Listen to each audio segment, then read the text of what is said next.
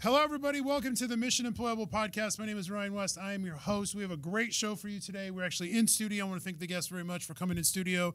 If you're watching this on YouTube, welcome. We have a growing collection of YouTube videos out there that are essentially this podcast, but we're able to put them on. So we love it when our guests can come in, have the time to come in, because it selfishly allows us more content options as well. And today's show is all about the positive impact a career mentor can have for someone starting their career path, and that is so true no matter really what outlet you're in.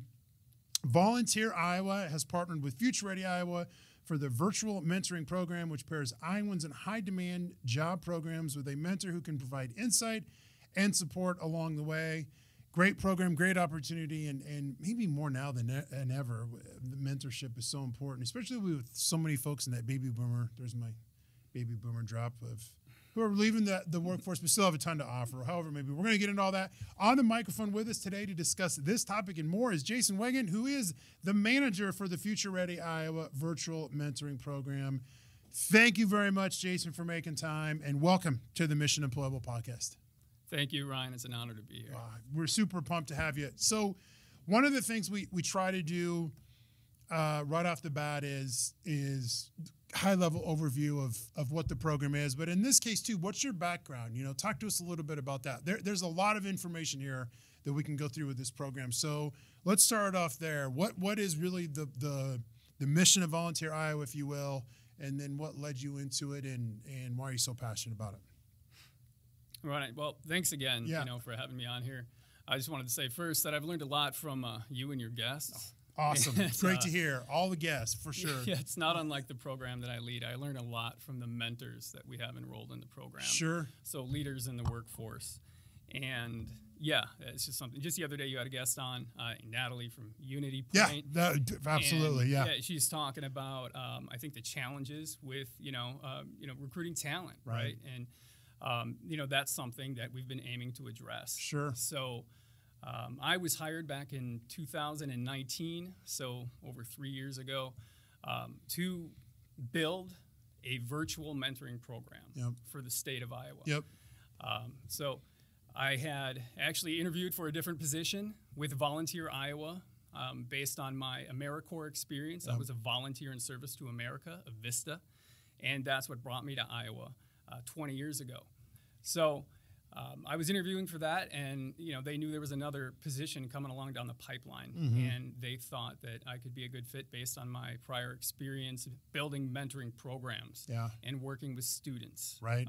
And the students who I had been supporting were enrolled at Iowa State University. I'd worked there for 5 years. I'd worked at the University of Iowa for 5 years.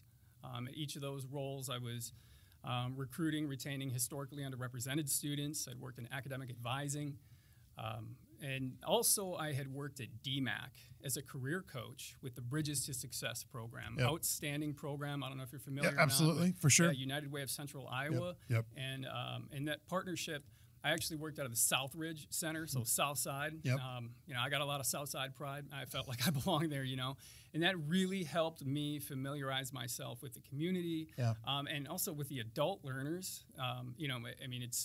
That's entirely, adult learners pursuing their high school equivalency diplomas.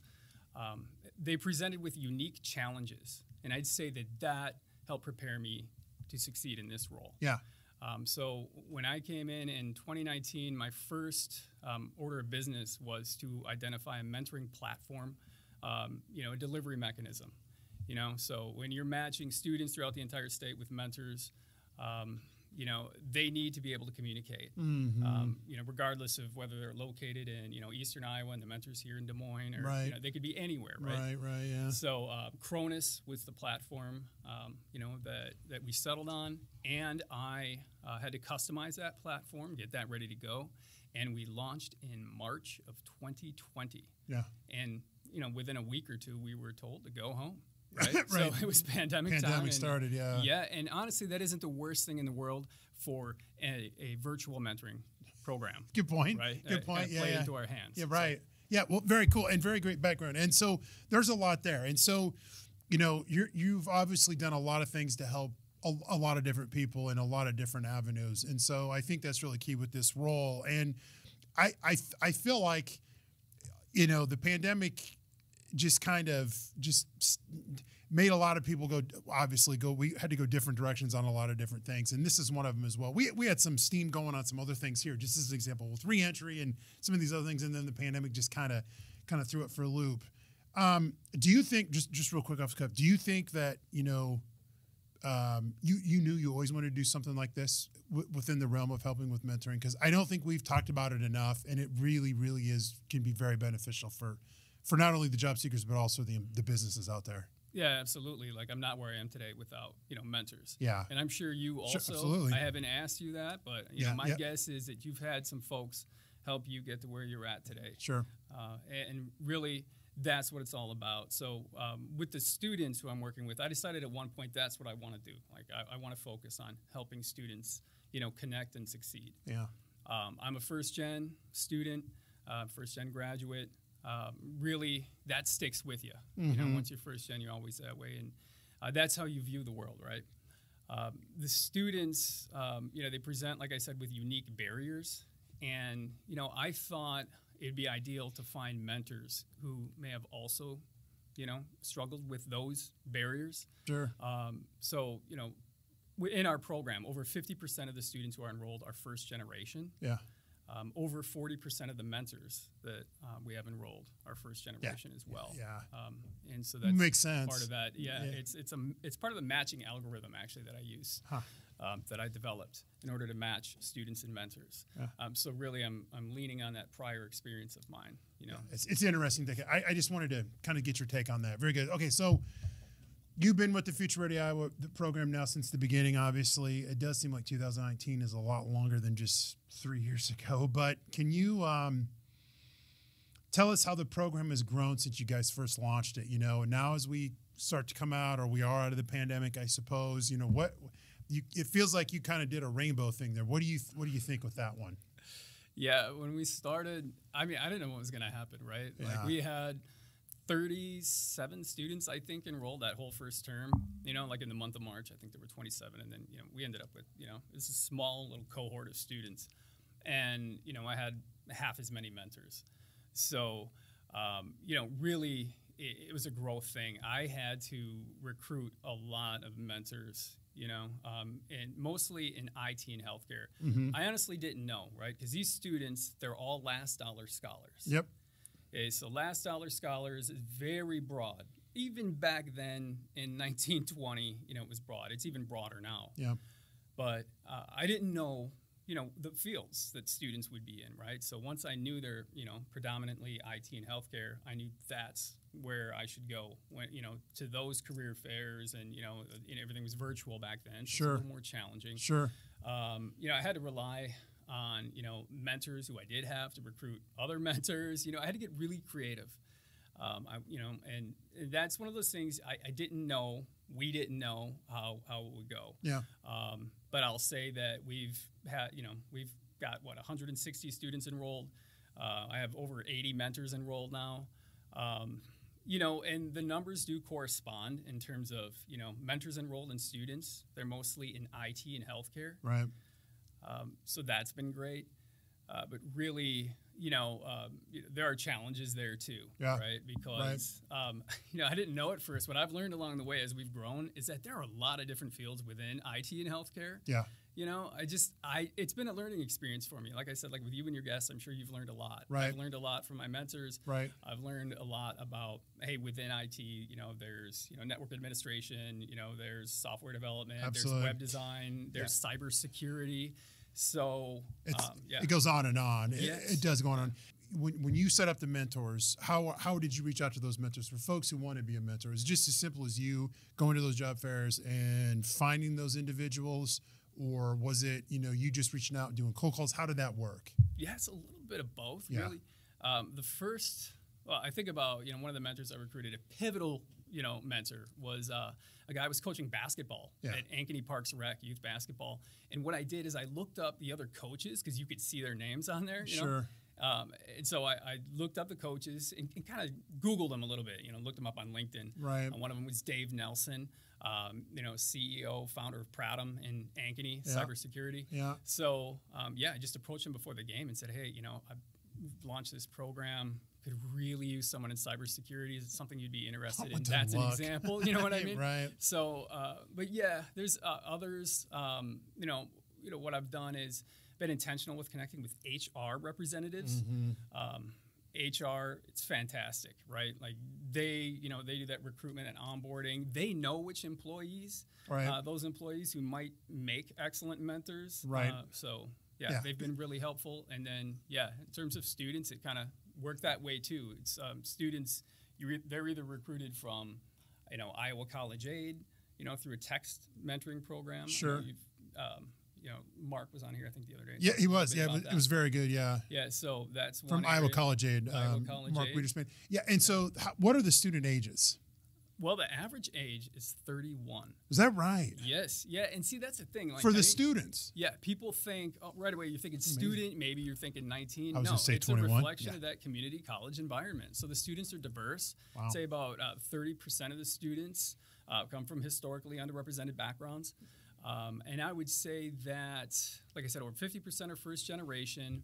I think the oldest students, upper 50s, and then we've got students who are, as young as 19. So you do get some there, but a lot are in that 30-ish, 40-ish range. A lot of students who, when they learn that their tuition is fully paid, Yeah.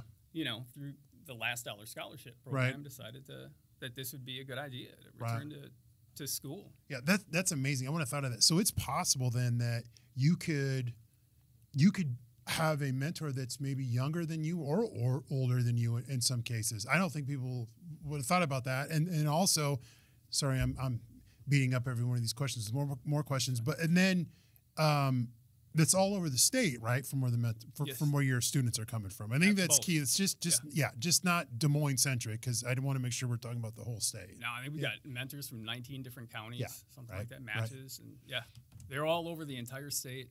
And that's an advantage. Right. They can be in the same area. Location is a factor. Sure. But honestly, it's not as important as Because you can do it virtual. Yeah, Yeah, virtual. So it's taking place through video call. Yeah. It's taking place. I mean, they can have phone meetings. Most meetings are through video call. Right. But all of that development, that mentoring, is taking place, online. Yeah. They're messaging one another. Right. They're exchanging. The students send their resume. Yeah. Yeah. So then when an individual or student, so I should plug the website, volunteeriowa.org. If folks have and I'm jumping ahead a little bit just to make sure we get this in there though. So if somebody wants to be a mentor, or if a student is looking for a mentor, you can get connected through both of those, or is the student just coming through the college aid text message option? That's the primary, that's the driving force behind the recruitment. It's, they get text messages from Iowa College Aid, but there are other ways too. Like the first student I recruited was at Starbucks. Yeah. Just a barista, we were talking, we were chopping it up, and I learned that she's a dental hygienist, or, on her way to dental hygiene. And I influenced her to enroll and had her matched with a mentor who's, because I knew I had a dental hygienist. Right. Okay. Yeah. Very cool. Very cool. Okay. So talk to us more about the e-mentoring platform then, and then how that helps foster growth for students and mentors. Like, we touched on this a little bit, but the as you said, the oddly going virtual through the pandemic obviously makes this, that's what this program is. Do you find that it's helped expand the program? Do you think that this is going to sound really weird? Do you think that if the pandemic doesn't happen, mentors aren't as prone to do it virtually? Do you think? Yeah, I'm not really sure. Because going into it, I didn't know what would happen exactly. I think it did play into our hands. Yeah. But truth be told, it's we're a couple of years removed. From the onset of chaos. And numbers are about the same.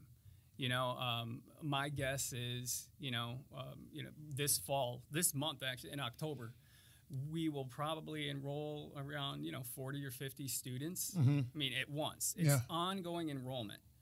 But, we'll have an influx, the students that'll come in. And that's, about the same as it was back in 2020, 2021. Right. So, there's something to it. Students learn about it. They're interested because it's I mean, I think what interests them really is that they have a one-on-one relationship Yeah. with the mentor in the workforce. Right. Okay, so this is a little different than, an apprenticeship, an internship, in the sense that you're getting to know a professional in the field. Sure. And I think that's great for the mentor too. Yeah. You're building a relationship with the student.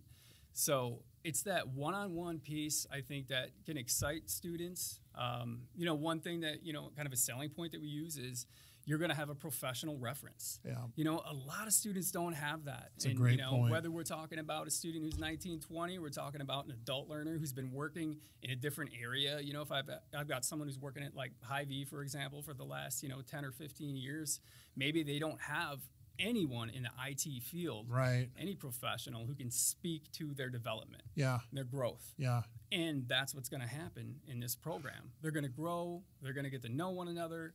Students going to develop professionally, and I think that's an advantage, and I think students appreciate that. Well, I totally agree. So do you, the feedback, what is some of the feedback that you get from both ends? Because that is so key what you said there. It's just as important for the mentor as well. I think you really can take a lot from the students, and potentially, depending on where you are in your career as the mentor, I'm trying to push more people to jump into the mentorship, and really be part of it.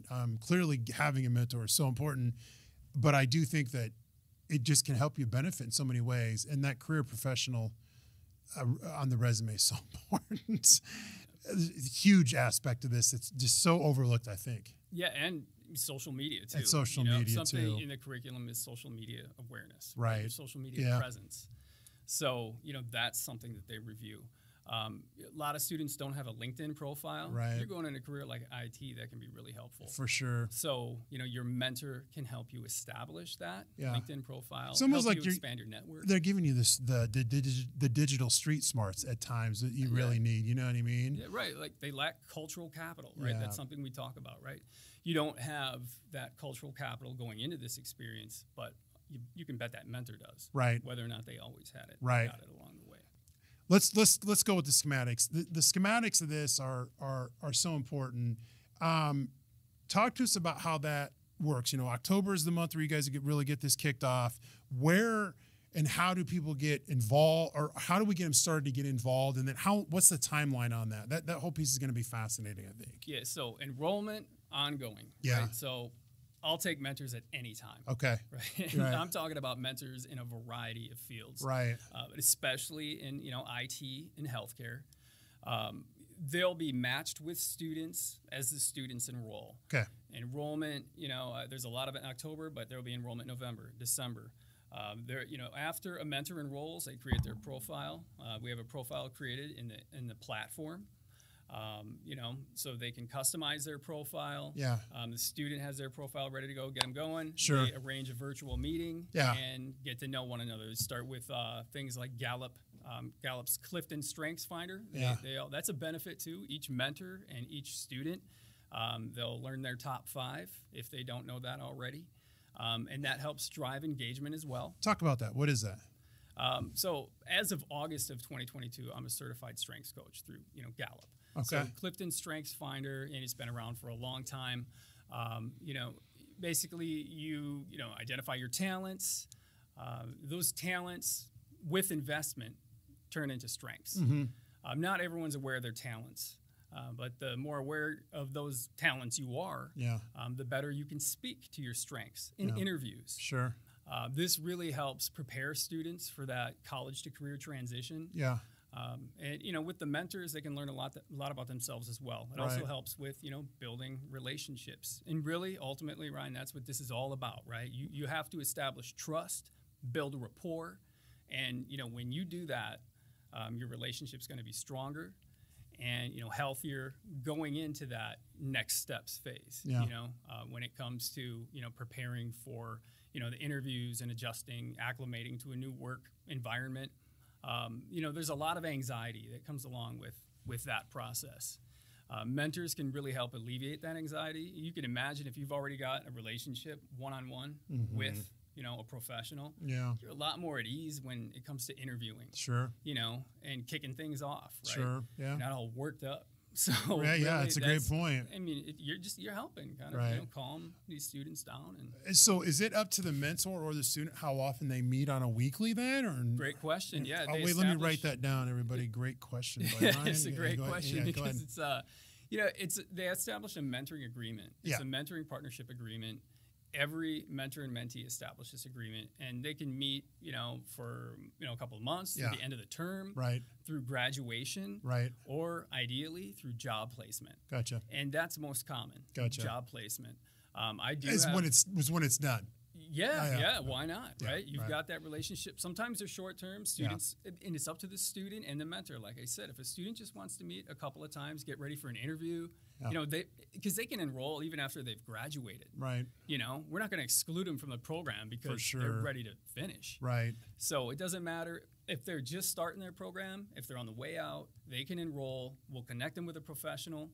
They establish that agreement. They decide what goals they're going to work toward, and they get after it. Gotcha. And then is there work that's turned in to you guys then from either end, or it's in the system? We see the mentoring partnership agreement. Yeah. We can see the tasks that they've checked off. There's a lot of goals. If they've completed, for instance, a LinkedIn profile, we'll see they've done that. Yeah. And we can see all that. So what they're doing is tracking their progress online through the Cronus, e-mentoring platform. The platform. Otherwise, I just check in with them. They have surveys, and I'll make sure, find out how they're doing. There's a closure process, but really it's on them. It's their, it's their agreement. It's their, relationship. So what are some different type of mentors? I don't want to always just focus on the mentor. I'm sorry, but what are some of the things the students are needing? What fields? What type of areas? Yeah, so like I said, IT has and healthcare are the two ones. I guess you've talked about that, but you've got some other ones too. I mean, I had 5 students enrolled recently, right? Yeah. And with those students, they're in fields like, welding is an example. Sure. There's, diesel tech. You get that once in a while. Sure. We'll have students in business. Yeah. And we've got, so nursing is still a really big one. I mean, the other day when I had, I think this term I've got 13 students who signed up. I believe it's in 4 different career fields, but within that there's 10 different careers. Yeah. Under that umbrella. Good point. And I think that, what you see, it's a benefit for employers. Right. In that, they have this access to talent. Sure. Right? But also, I think of a success story. The other, what was it? After last term, there was a student in IT, right? And she was at Indian Hills Community College. Mm-hmm. And she finished up her mentorship with her mentors here in Des Moines. Mm-hmm. And was interviewed and hired. Yeah. At that very employer. So right. she now works for Visionary. Yeah, I was going to say, how often does that happen too? It happens. You love to see it. For sure. And what's kind of cool there too is the reason I matched them. He wasn't the best match for her, according to the algorithm, but they had this strong interest in art. Sure. It's just a little thing like that. Where I'm like, okay, I see that this guy's on, an Ankeny Arts Council. Yeah. He's contributing in that area. She's an artist. Yeah. Why not see if, I could match it to them and see if they... It just breaks the ice, too, and something common like that. It's fascinating stuff. We're running out of time, and I want to make sure everybody sees this on 30 minutes. So I would love to bring you back. This is very unique. We don't do this all the time, but I'd love to talk about this on a second piece. You're a wealth of information. This is a great program. Again, I want to plug the website, volunteeriowa.org. We're going to bring you back for another episode. Ladies and gentlemen, you have been listening to Jason Wagon, who is the manager for the Future Ready Iowa Virtual Mentoring Program. Thank you for making time for this one. Thanks for inviting me. I'd love to come back. Absolutely. Too.